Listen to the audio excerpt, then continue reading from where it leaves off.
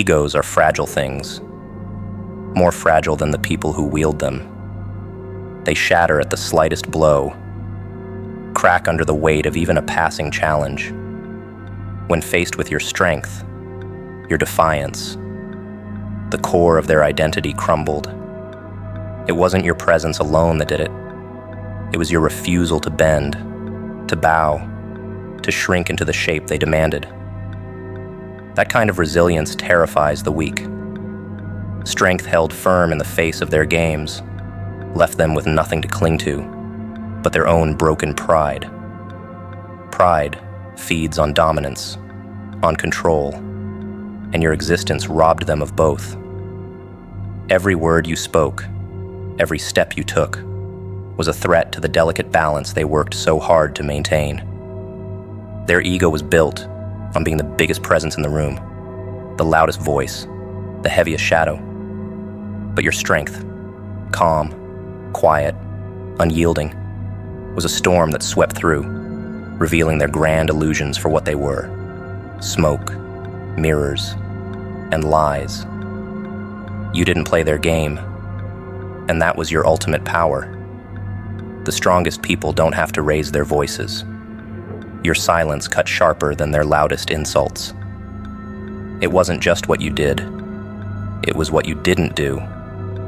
You didn't engage in their petty battles, didn't flinch when they tried to test your limits. That restraint, that refusal to stoop to their level, was maddening. They relied on your reaction to validate their ego, but you gave them nothing. And in the absence of control, their fragile confidence began to unravel. Your strength wasn't in brute force, but in an unshakable sense of self. They wanted you to need them, to crave their approval, but you never did. Independence is a blade that cuts deeply, and your self-reliance sliced through the facade they had carefully constructed. They mocked your strength to disguise their fear of it, because to admit your power was to admit their own inadequacy. The very foundation of their ego depended on your submission, and when you refused to give it, their world began to collapse. Envy crept in like a shadow, dark and all-consuming. They couldn't handle what they couldn't control, couldn't accept what they couldn't diminish. Your strength exposed the cracks in their armor, the flaws in their design. It forced them to confront the limits of their own power. They tried to break you, not because they hated you, but because they hated the reflection of their weakness that you so effortlessly revealed. Your strength wasn't just a challenge, it was a mirror, and what they saw in it horrified them. Control is the lifeblood of the ego, and you took that from them. You didn't fight on their terms, didn't succumb to their manipulations. That refusal to play by their rules was an act of war, a rebellion that they couldn't counter. They tried to diminish your strength with their words, their actions, their schemes, but nothing worked. Every attempt to crush you only highlighted your resilience, and that was a humiliation they couldn't bear. Their ego couldn't withstand the constant reminder that they had met someone unbreakable.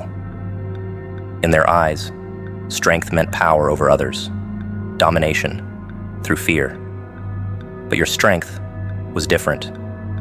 It didn't rely on crushing others to stand tall.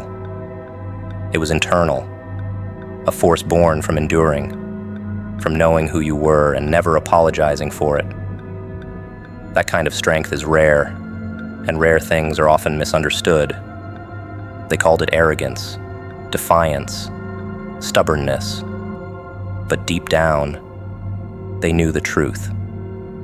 Your strength was something they could never possess, and that knowledge was their undoing. Watching you rise was a torment they couldn't escape.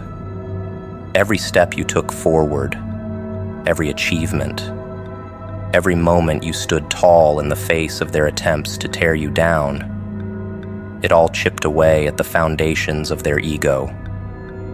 Their pride couldn't handle the fact that they had tried and failed to control you. And as you grew stronger, their envy turned to bitterness, their bitterness to despair.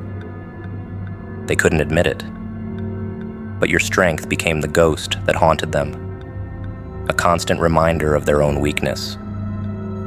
You became the storm they never anticipated, the force they couldn't reckon with.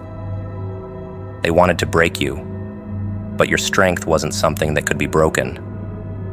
It wasn't a shield. It was the core of who you were. And now, as they stand in the ruins of their own pride, their failure is etched into every bitter glance, every hollow word. You didn't just survive their attempts to crush you, you thrived. And in doing so, you reduced their ego to ashes. The world is full of thieves, not just those who steal gold or jewels, but those who steal pride, who twist success into shame. People will diminish your victories, claim your achievements were mere luck, or attempt to rewrite the narrative of your life to make themselves feel bigger. But the real danger isn't the thief outside.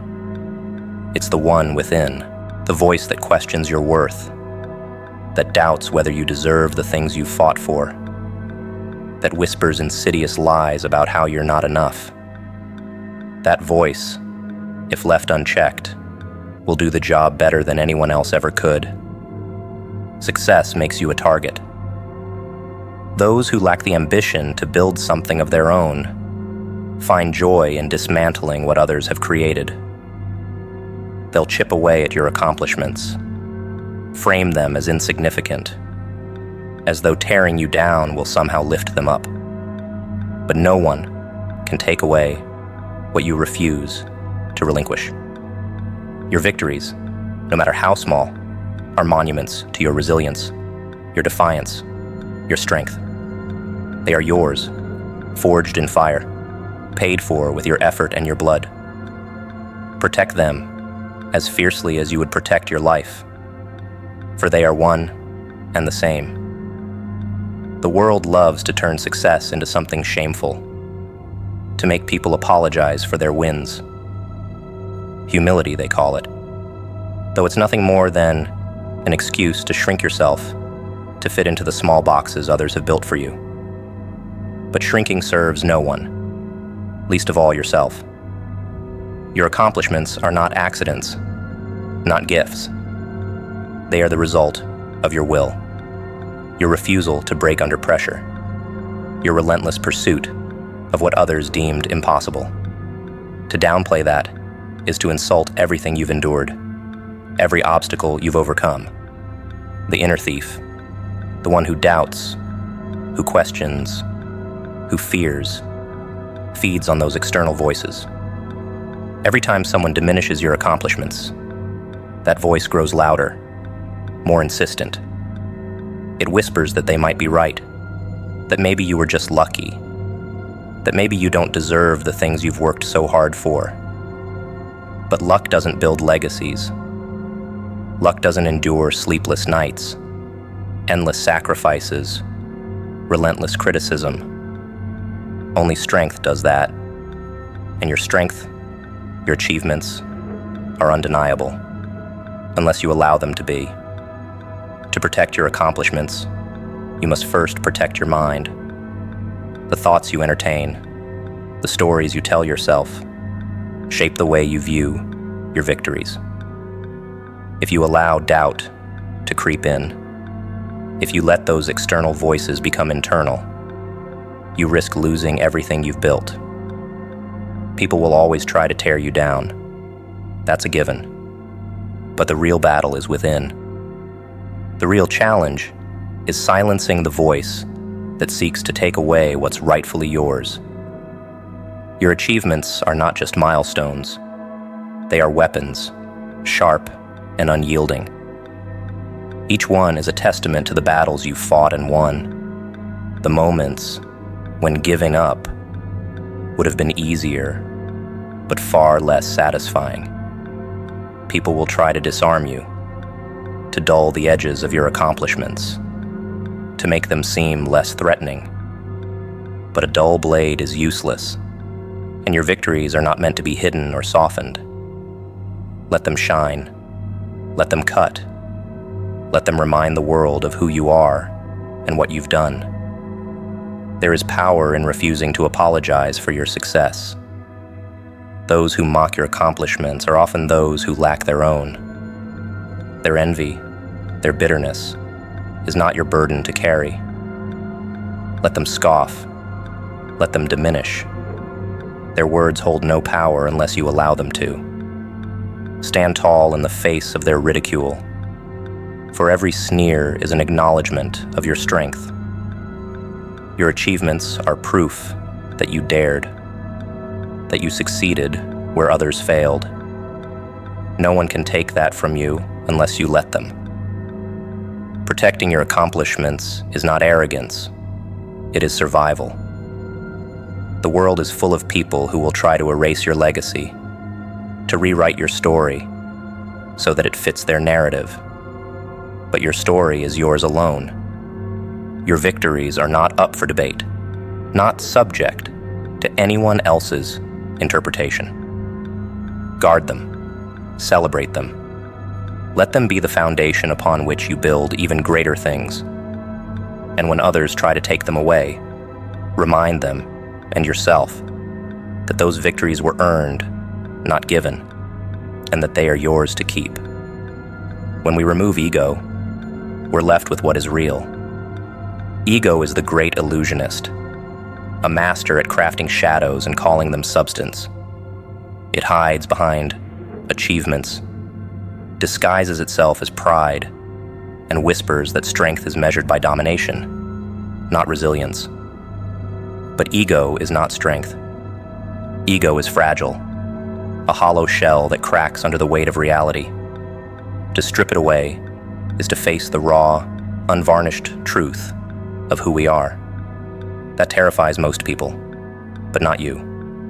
You've already seen what lies beneath, and you've embraced it. The real you is unshakable, not because of ego, but because of its absence. Ego blinds. It distorts. It convinces people that power comes from others' submission, that validation must come from outside. But real power comes from within, from knowing your worth without needing others to confirm it. Those who cling to ego rely on the world to prop them up, to validate their existence.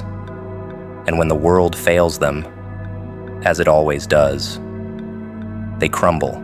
Removing ego is an act of rebellion, a refusal to let the external dictate the internal. It's a dangerous act, one that leaves you exposed, but also indomitable. What remains after ego is stripped away is far more dangerous than ego itself.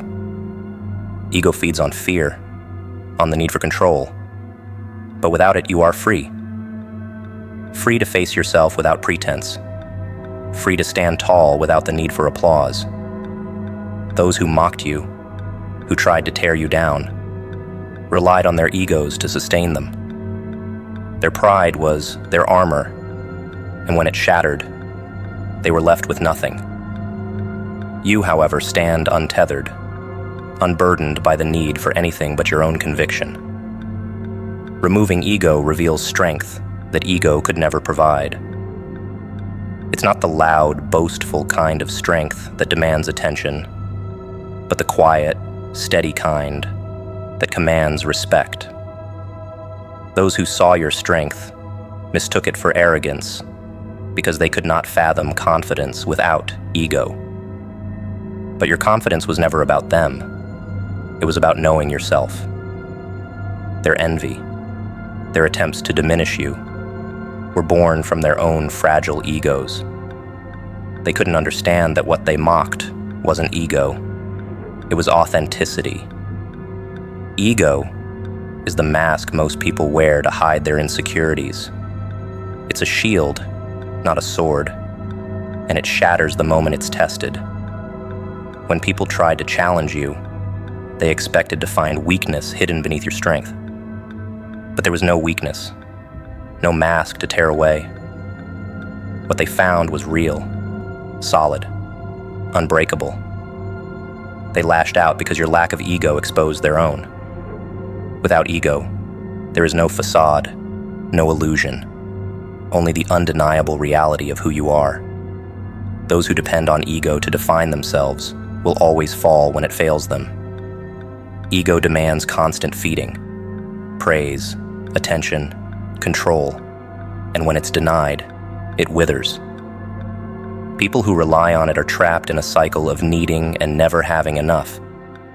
Your strength, rooted in reality, needed no such sustenance. While others crumbled under the weight of their own insecurities, you rose, unencumbered. The absence of ego wasn't your weakness, it was your liberation. Without ego, there is clarity. You see things as they are, not as your pride demands them to be. That clarity is a weapon, one that cuts through the illusions others try to project. Those who mocked you tried to hide behind their egos, but their attempts to diminish you only revealed their own emptiness. They relied on their egos to shield them. But when faced with someone who needed no such shield, they faltered. Your strength was a mirror, reflecting their weakness back at them.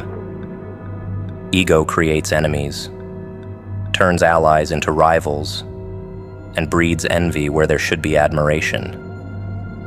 By removing it, you disarmed their attempts to make you doubt yourself.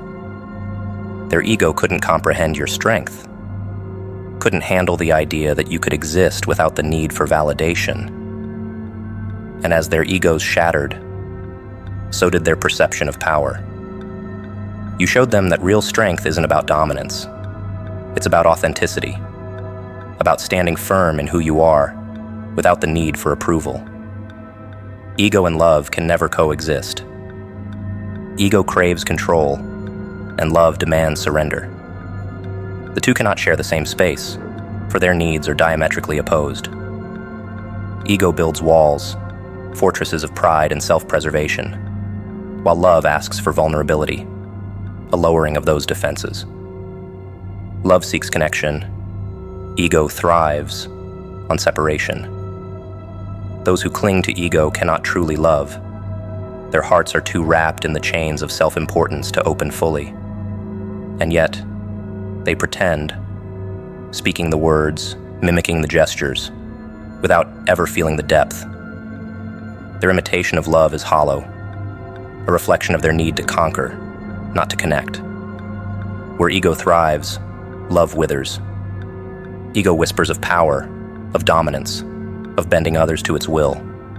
Love, in contrast, is a quiet, steady force that grows only in the absence of ego's demands.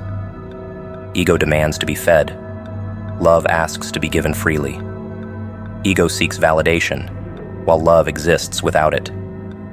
Those who allow their ego to rule are incapable of love, because love requires the one thing ego cannot tolerate: humility.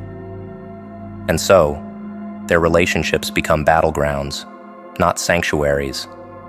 Their connections poisoned by the very force they refuse to let go of. Ego's greatest weakness is its inability to share space.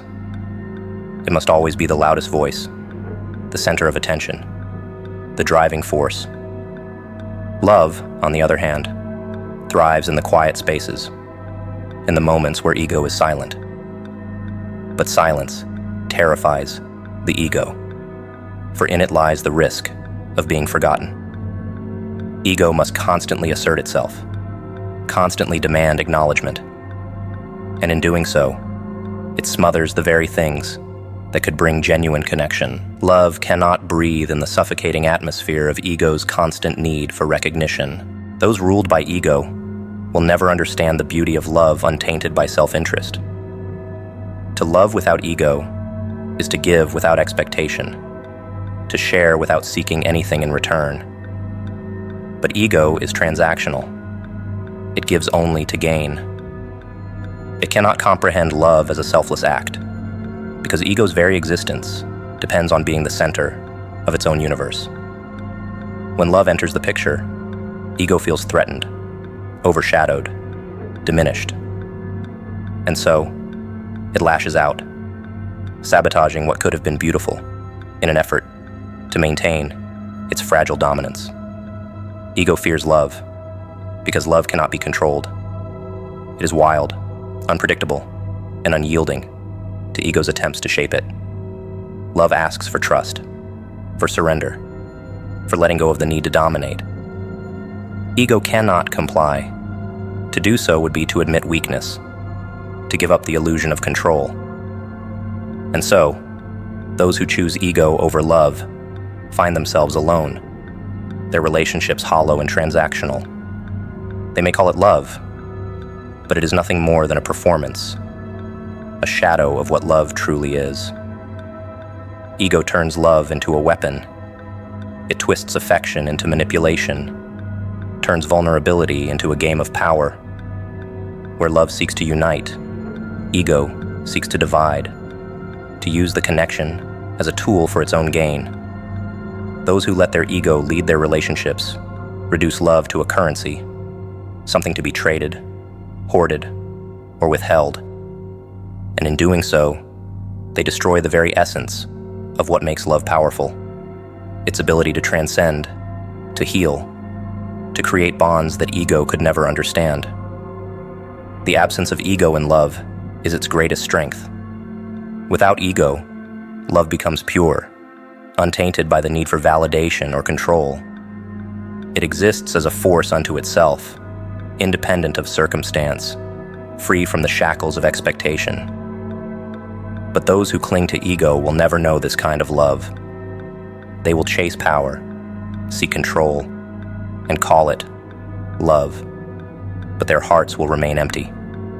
Love asks for everything ego is unwilling to give, and so it eludes those who need it most. Ego and love are locked in eternal conflict, and only one can survive. Those who choose love must kill their ego, let it die so that something greater can take its place. But most are too afraid to let go, too enamored with the illusions their ego provides. They hold on to it, clutching it like a lifeline, even as it drags them down. And in doing so, they lose the one thing that could save them. Love requires sacrifice, and ego demands self-preservation. The two cannot coexist. Vanity is a master of disguises, cloaking itself in virtue, in causes so grand that no one dares question the motives behind them. The most egotistical men are rarely those who roar about their greatness. They are the ones who whisper, who wrap their arrogance in the language of care and compassion. They create illusions, facades of generosity and kindness, not because they wish to heal the world, but because they wish to shield themselves from scrutiny. Beneath their humanitarian masks lies something vile, a hunger, not for betterment, but for control, for admiration, for power dressed as selflessness. Humanitarianism, when tainted by ego, becomes a weapon. It is wielded to silence critics, to build monuments not to the betterment of others, but to the egotist's own image. Acts of supposed generosity are broadcast like fireworks, their light meant to blind rather than to illuminate. Those who dare question the sincerity of such acts are branded cynics, enemies of progress. The egotist knows how to play the game, how to turn virtue into armor and weapon alike. They seek not to serve, but to conquer, not to uplift, but to dominate. The ugliest truths are often hidden behind the prettiest lies.